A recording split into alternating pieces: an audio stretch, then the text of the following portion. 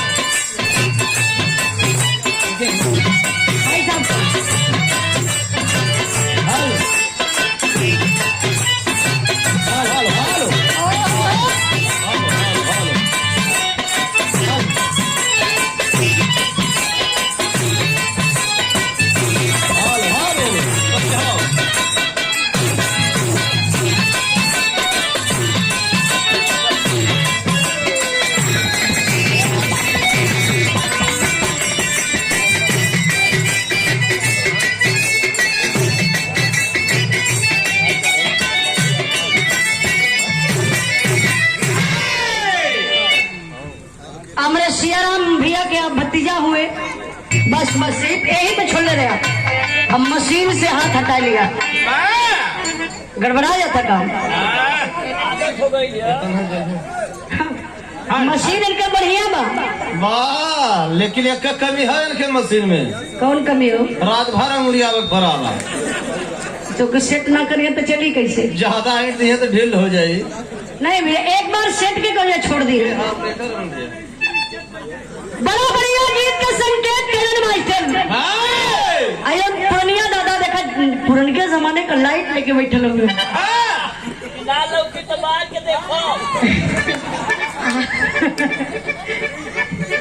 सही बात बा दादा, अब्बा से अमाने के चश्मा लगा लगा।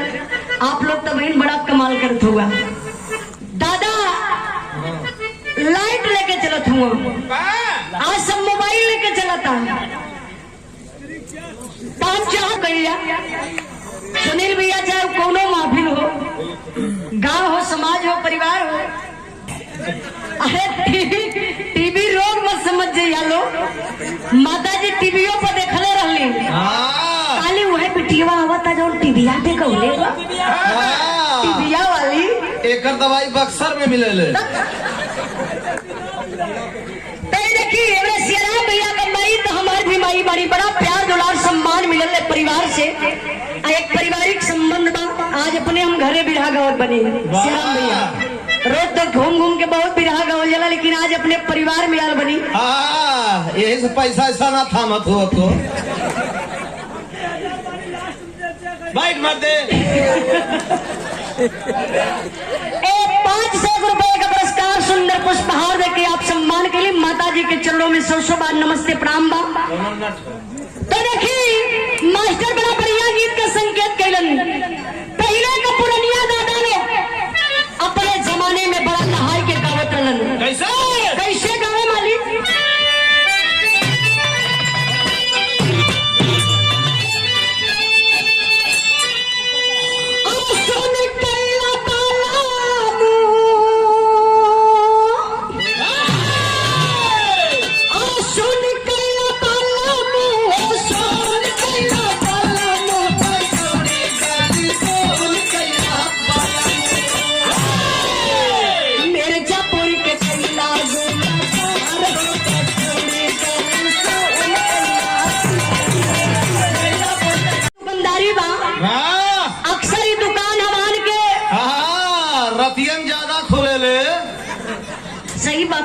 आप लोग प्रोग्राम ज्यादा दिन में बड़ा कम रहेला। हाँ, कब हो बस तो हम लोग चलते हैं उस दरबार में। चलिए मालिक।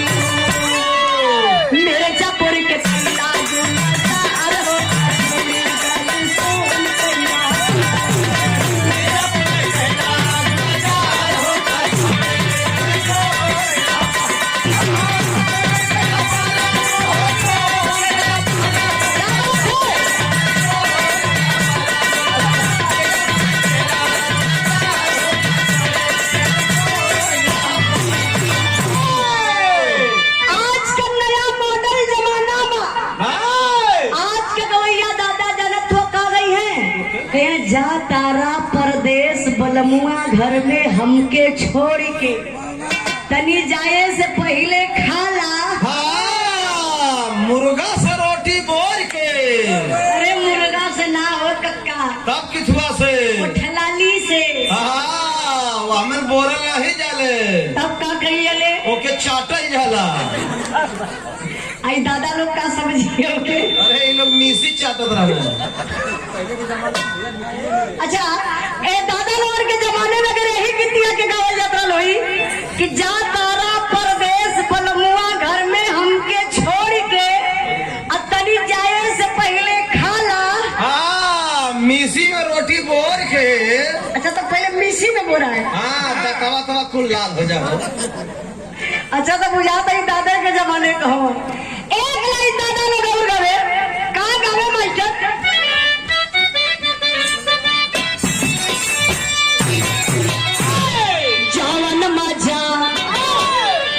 जावन मजा आम की चटनिया तवा सो बदनिया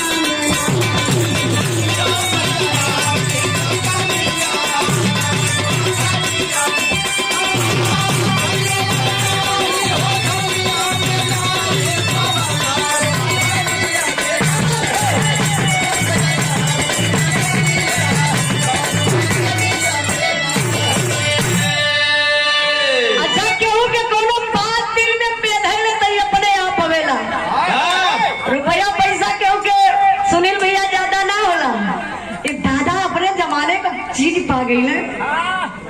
मिसी के याद है। दादा की याद आ गया अपन बचपना। ये देखी पुरस्कार नहीं दादा के तरफ से हमारा बड़े आशीर्वाद बा।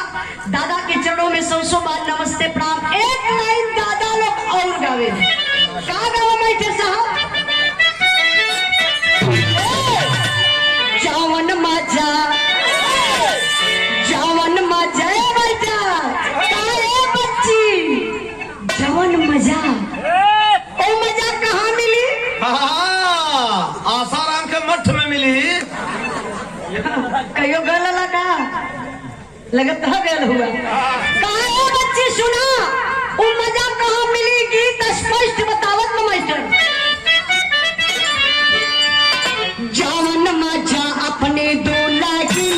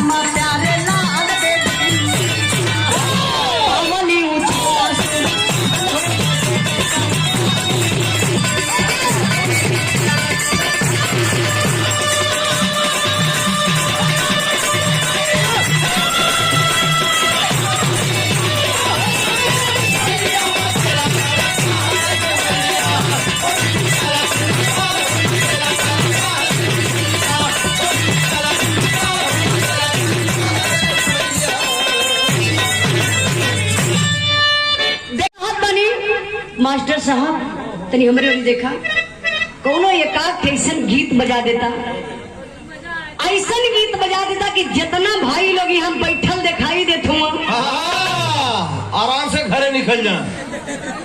अच्छा तो घरे जाए के का करी है? सृष्टि का रचना करी है। ए भैया रचना वचना को वो हो जाई, आज बैठल वालों बिरहा सुने बदे तो इत्मीनान से कहा को बिरहा सुन के जाइए। एक गीत रहे मास्टर सबके लायक रहे, और सुना फुहर पकड़ने ज्यादा रहे, बगल में हमारे माता बहन भी बैठे रही कि ना उनके सुने में अंडस कुछ न हो। बढ़िया गीत नहीं बजा के आवा।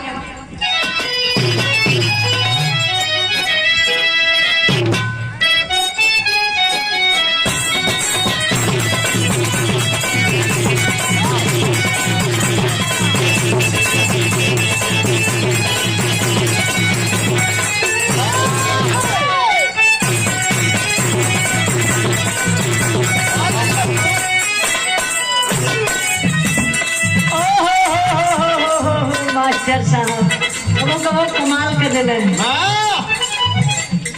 इज्जत भी बजाई है तो बढ़िया चीज बजाई है।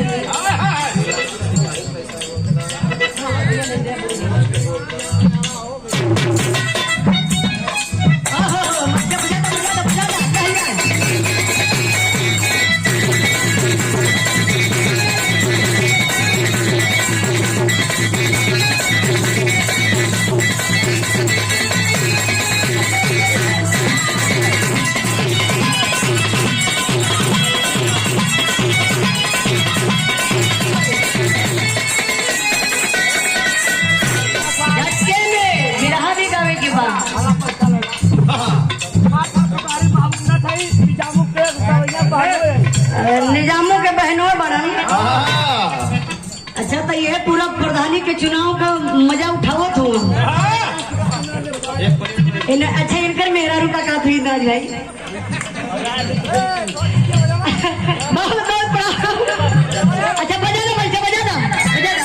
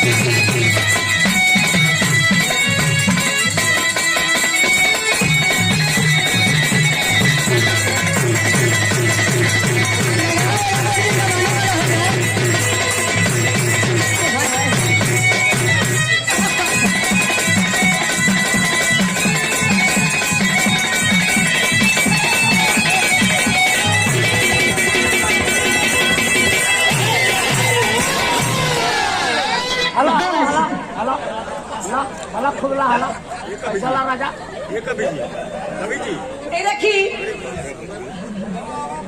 बस बस घबराई ना नहीं वही गाना वही कुल तमन करे आली। हाँ नाच गाना बजाना आज का रात ये आप लोगों के नाम हो।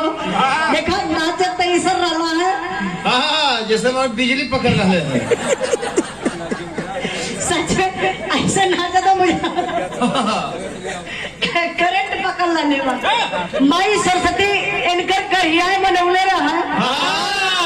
इनकी करियाए पर रेल चले रे।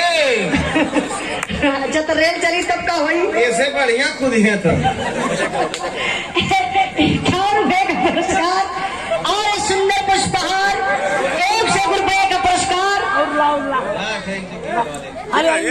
निजामुद्दीन गायक के यहाँ पे जिंदाबाद बहुत बहुत प्यार। आप लोग घबराइए मत, भी रहा है क्षण भर का आनंद बात 10-5 मिनट के।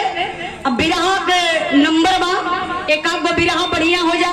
सुंदर पुष्पहार और 500 रुपए का पुरस्कार एक साफा देखे हमारे बड़े भैया से राम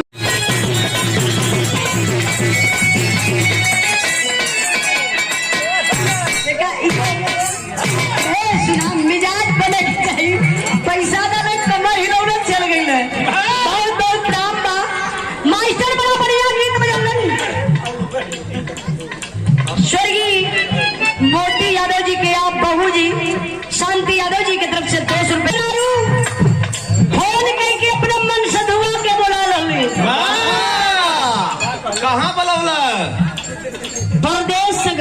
अच्छा लॉकडाउन में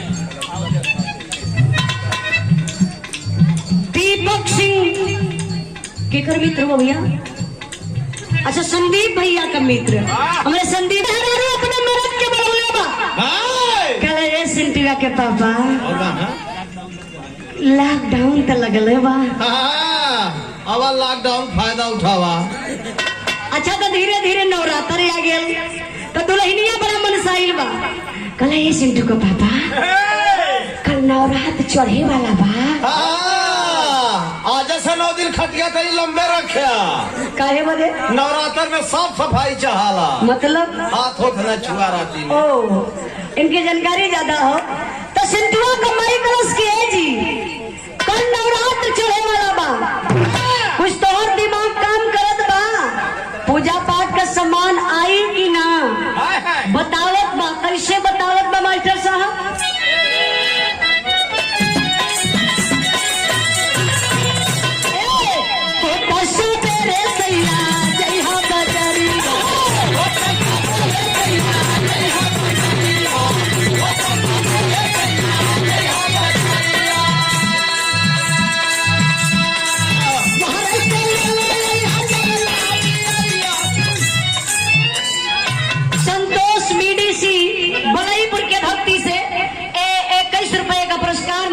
रक्षा करे हर मोड़ पे तरक्की मिले कहना है।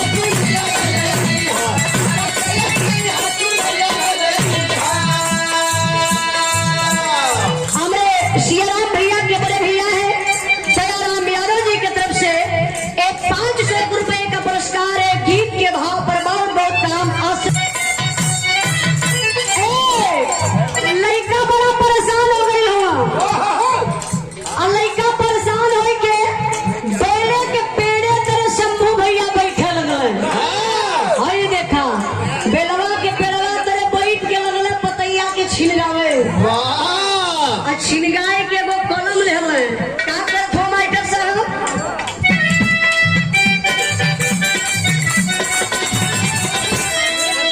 बेल के पतैया पे लिखत नीलता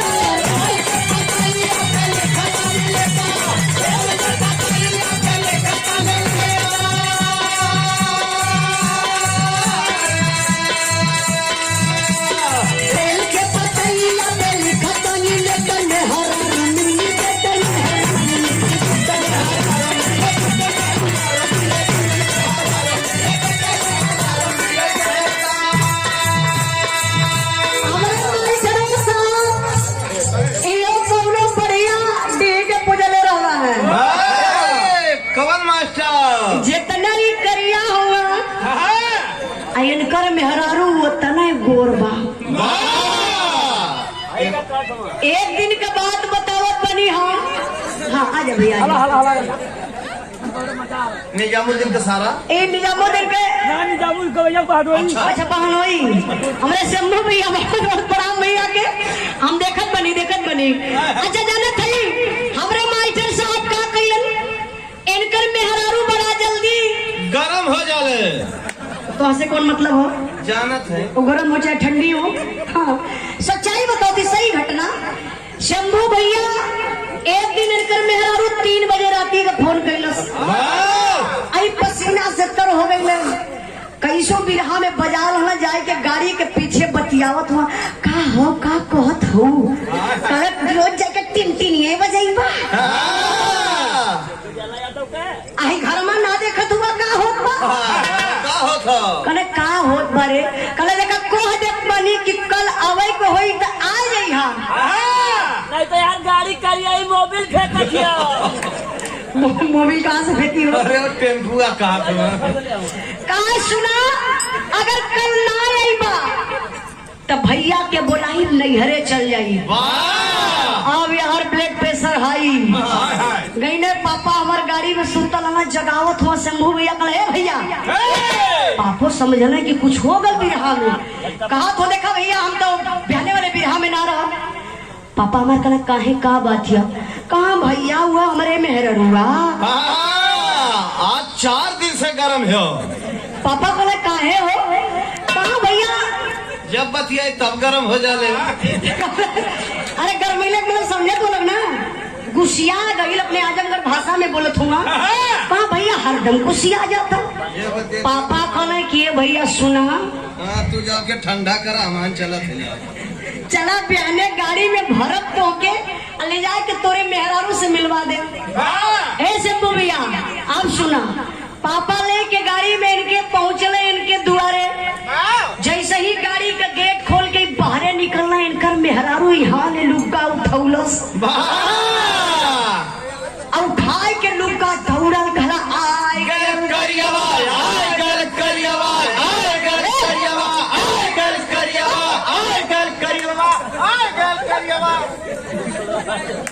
जितना लैटिया लगा देने में फायदा पर उठा हुआ अब लुक्का उठौल ही जाता लुक्का उठौल सब ने सया पहले ही ना रहा अच्छा वो सेवा का भल रहा इनका दादा उठा लेकिन होटल पोछा मारे खाते कैसे पता अरे एक दिन देखने डरिया ही नटैया मार लग गए हम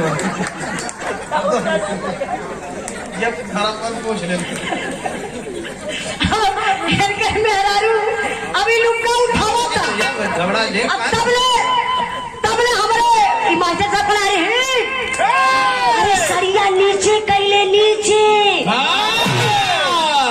उजाला का बाऊ पिछवा आवत हुआ हां का वही साल में झकबा करे रे हां बहुत रच हवन ये पापा के जती अच्छा देखी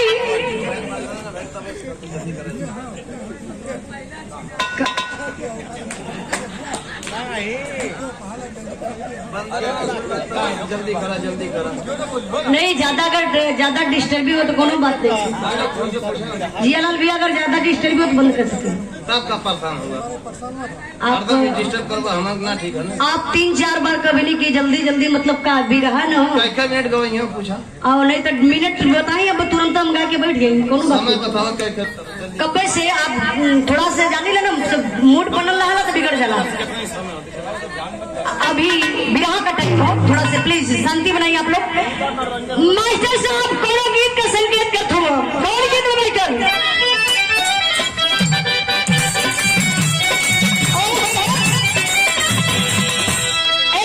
कोनो गाना का पिया बा शंभू भैया ओ नहीं निया भी के दुआरे नाटक फनले बा तबले मेहरारू घर में से आई उठाए को कर चिलमिए फोड़ धलस जब सियाराम भैया चिलम फोड़ला तो मेहरारू का चोरी मरद का करता तो मरद बहुत चोर कट होला का करता मास्टर साहब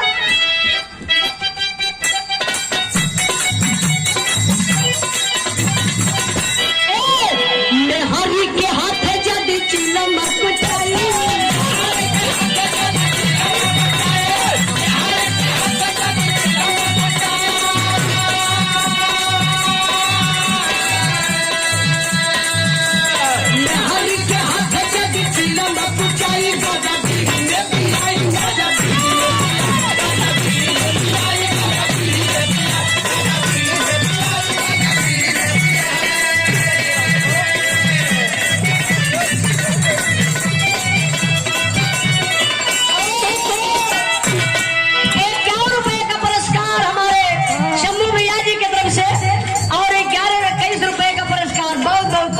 के।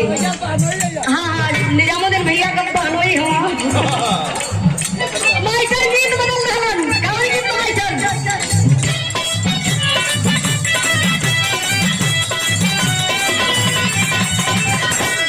ऐसे निरेखन मखना रे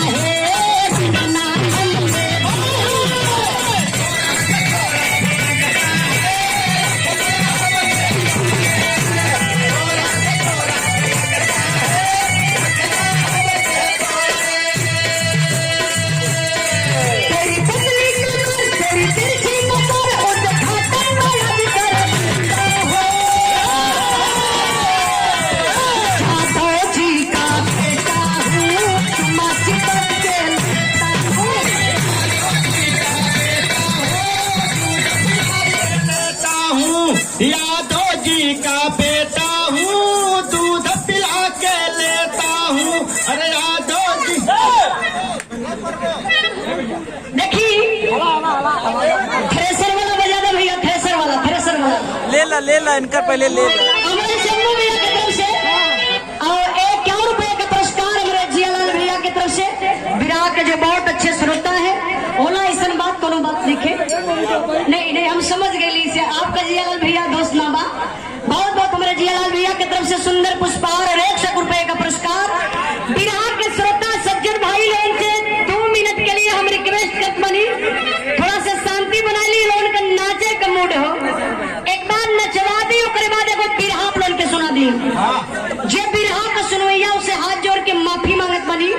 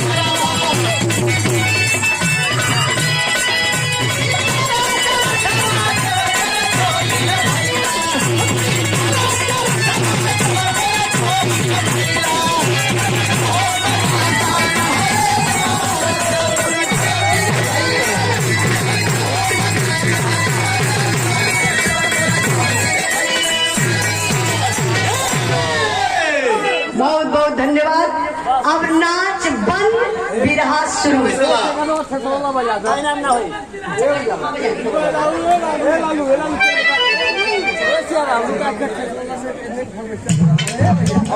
हमारे के धरती से दादा बड़ा मेहनत करत हुआ, कमर तले से स्प्रिंग बा। थ्रेसर वाला बजा दी माइकल, थ्रेसर वाला। ये देखिए 500 रुपए का पुरस्कार बिट्टू यादव जी की तरफ से 51 रुपए का पुरस्कार और 500 रुपए का पुरस्कार हमारे बड़े भैया शिवा ईट मार्का, हमारे बड़े भैया शंभू यादव जी की तरफ से और 500 रुपए का पुरस्कार हमारे महेंद्र भैया मजीरा के धरती से।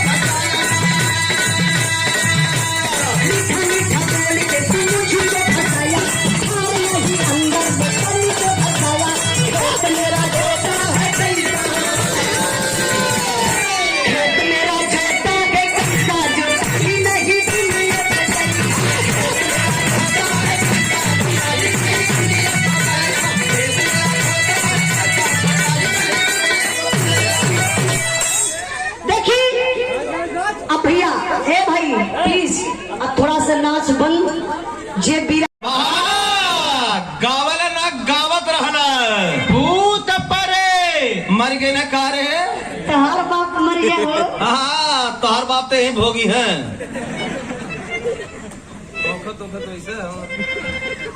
रमेश भैया जब हमारे पापा ही बिरहा हमरा के विरासत में मिलल बा।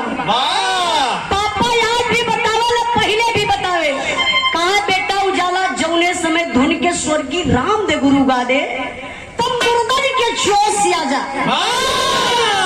कितना तो बनारस से टिट्ठिया लेके भाग गई ना जौने में इनकर दादा कई टिट्ठी लेके भागल होंगे।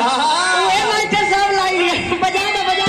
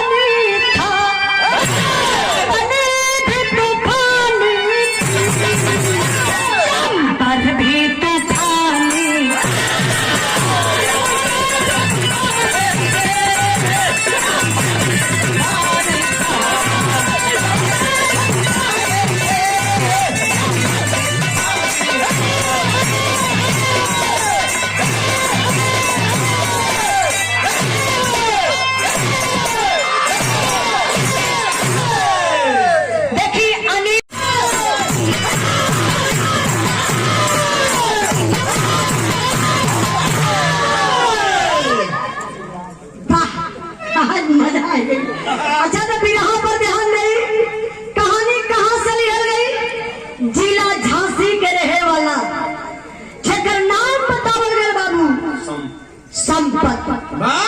संपत का सॉरी याद आ गया। संपत के दुल्हन का नाम रेखा बतावल गई। संपत के 3 गो लड़का अभय मृत्युंजय संजय। जौन संजय सबसे छोट बेटा। तीनों लड़कन का शादी हो गई बा।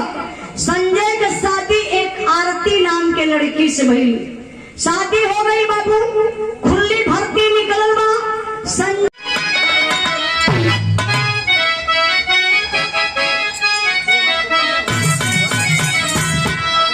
बड़ा पिडोर गीत लगल बा।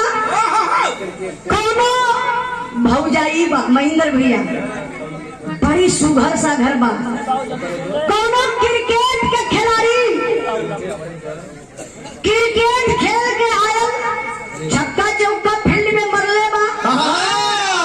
सिंगल तो लेबल न करे कब हो आयल जब क्रिकेटवा खेल के महेंद्र भैया तो देखा था भौजाई पूरा खोल के सुतल हो। का खोल के सुतल रहा दरवाजा तो एक के बारे में बोला। अरे इतना थमसप शरीर कैसे बोल दरवाजा खोल के भौजाई के मुठिया पीछे में खोद दहला। तू देखत रहला का कि झूठ बोलने को मजा मिले। हाँ ये अनुभव लगावत हो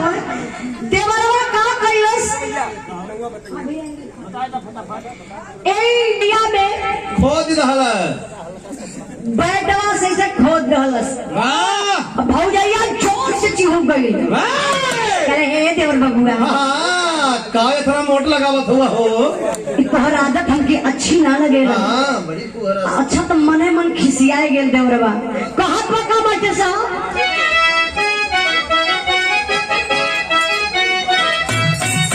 ए भौजी सुन भौजी ए भौजी का करबो तीन दिन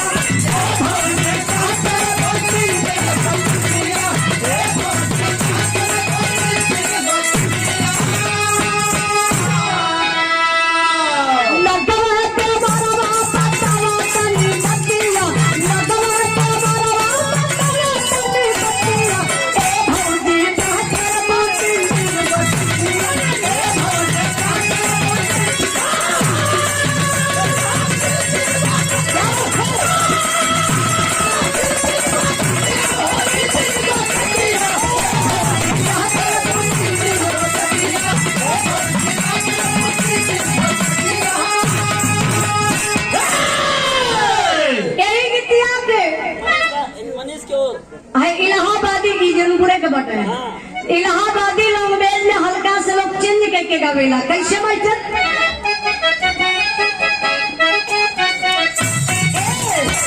उड़ती चिड़ैया कहे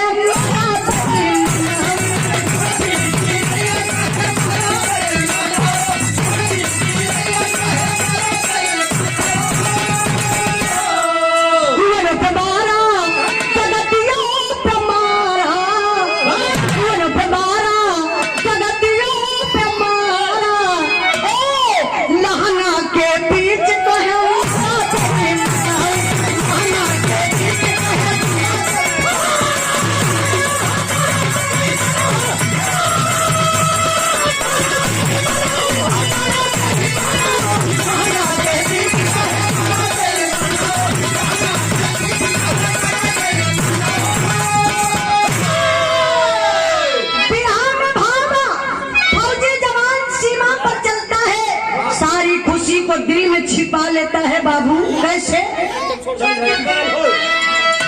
चलती है फौजी फौजी आई में झूम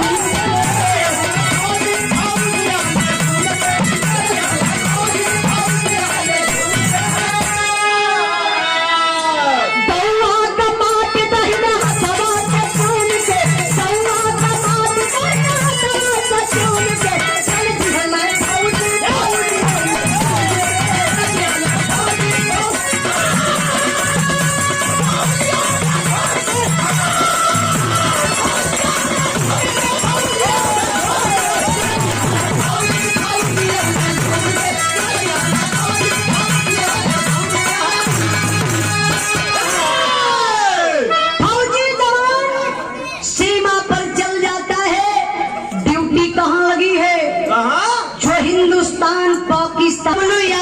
बबलू यादव बड़गान के धरती से 1 रुपए का पुरस्कार बहुत बहुत प्राप्त। अच्छा आजम कैसे बैठे नगेंद्र यादव बीडीसी पद के प्रत्याशी 1 रुपए का पुरस्कार बहुत बहुत प्राप्त। कहना है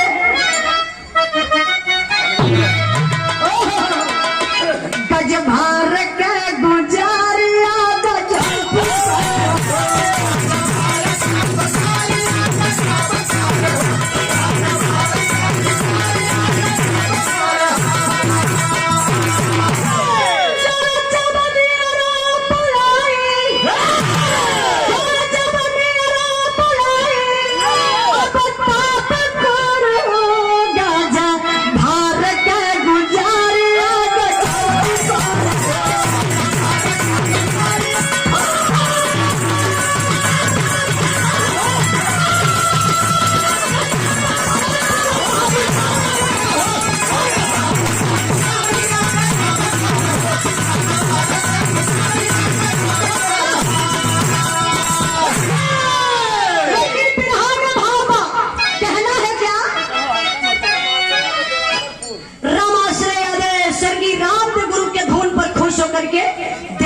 के धरती से 101 रुपए का पुरस्कार देके सम्मान के बहुत बहुत प्रणाम कहना है।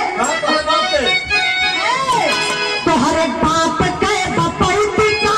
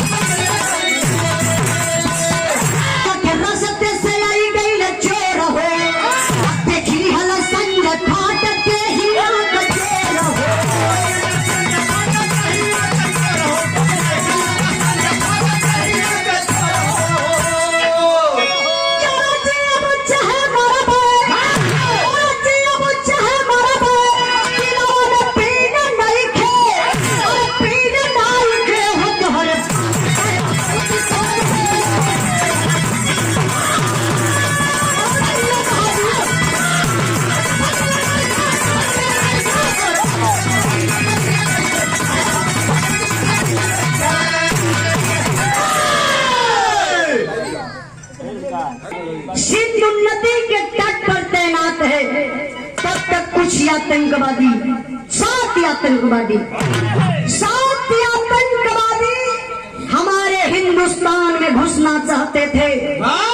पर हिंदुस्तान का फौजी जवान उठा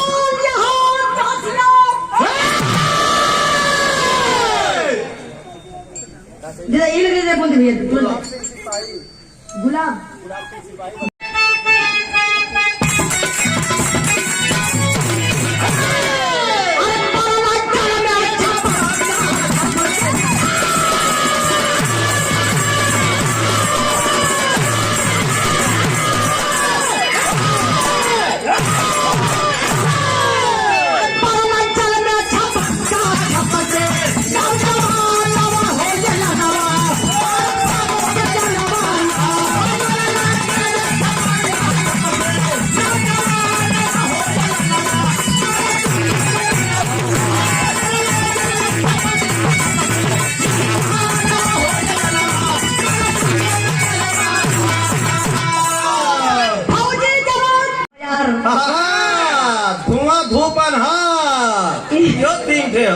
इनके लिस्ट में बात महेंद्र भैया।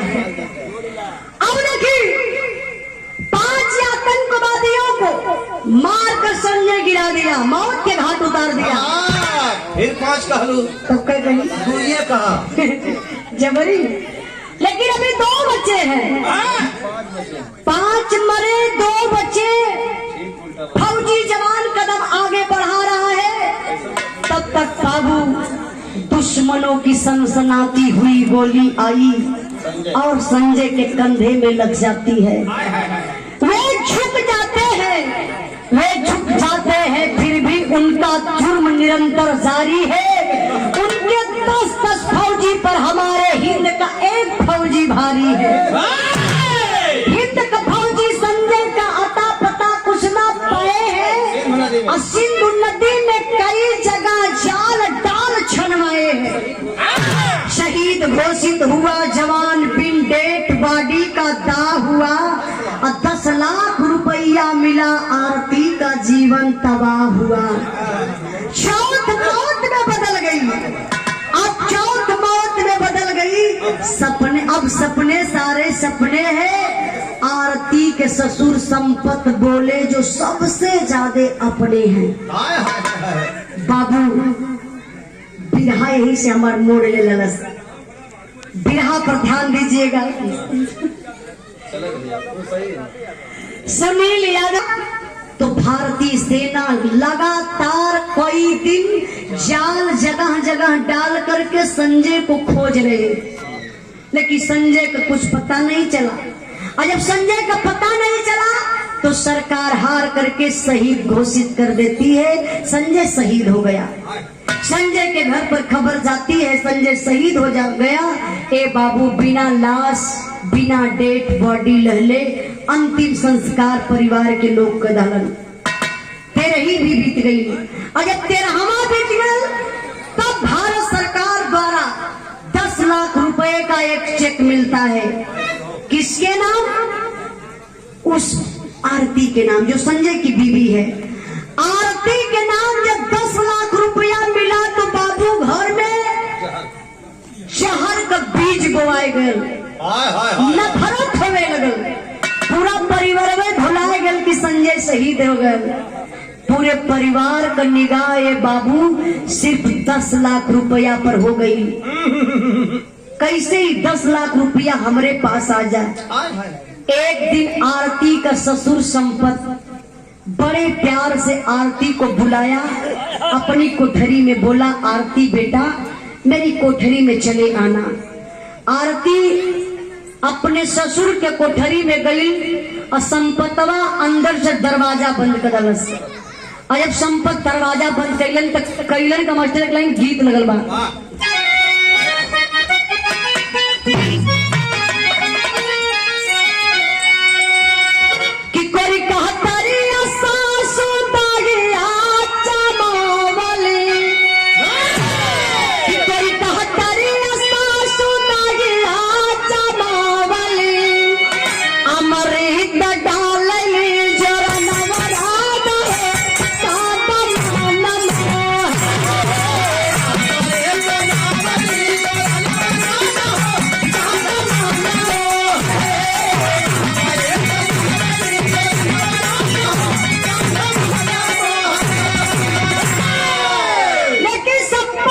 उस वक्त बोला, देख बेटा आरती, तुम्हारा पति था संजय शहीद हो गया, मुझे गम है।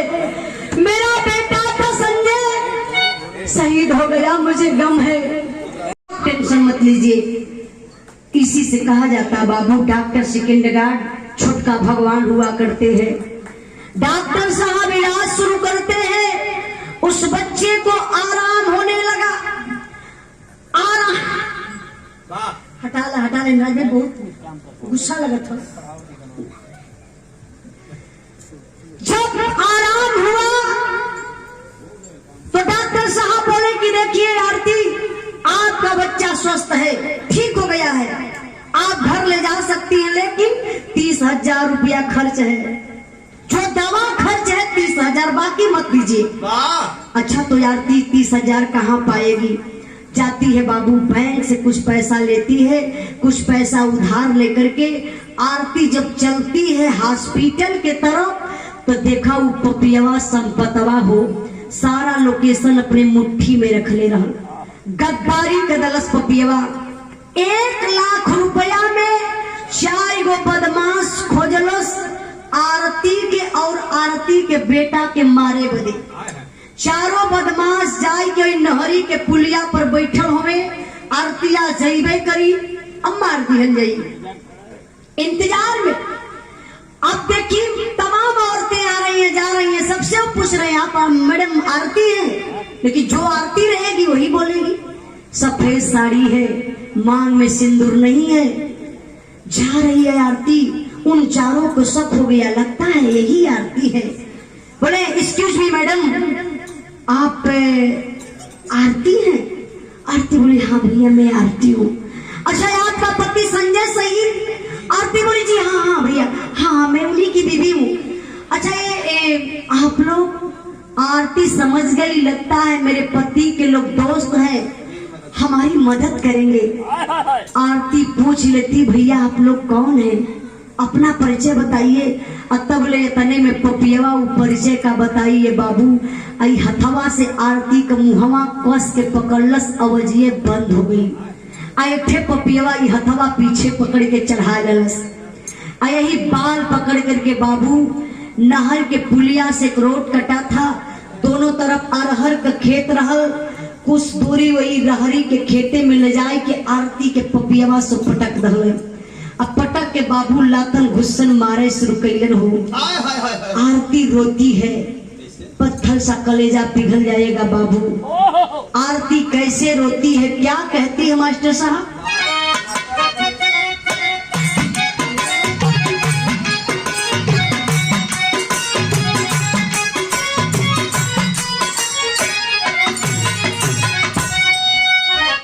करुण उसके भाव पर हमारे बड़े भैया नाटे यादव बलईपुर के धरती से 51 रुपए का पुरस्कार, बहुत बहुत प्रणाम। हमारे सियाराम भैया के बड़ी बहन मीना जी की तरफ से, बड़े दीदी जी की तरफ से ये 200 रुपए का पुरस्कार, बहुत बहुत प्रणाम। लेकिन आरती रो रही है, कह रही है क्या?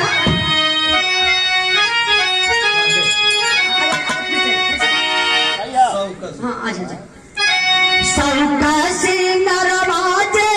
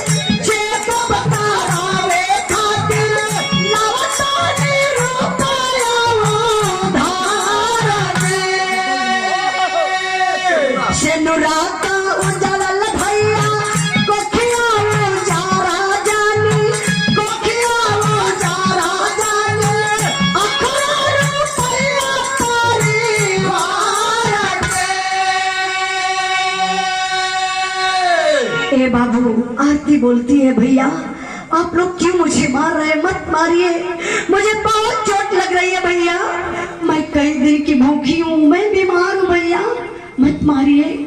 फिर आरती का दिमाग काम कर दिया, वो पापी नहीं मान रहे। आरती समझ गई कि जो मेरे पास 30,000 रुपया है, लगता है इसी के चलते लोग मार रहे हैं। बैग का चैन खोलती है, 30,000 रुपया निकाल करके उन चारों पापियों के हाथ में रख देती है। फिर भी वो पापी मार रहे हैं, क्योंकि 30,000 तो प्लस हो गया। आरती बोली, भैया मत मारिए, मेरा बेटा बीमार है, मैं मर जाऊंगी, मेरा बेटा तड़प तड़प के मर जाएगा।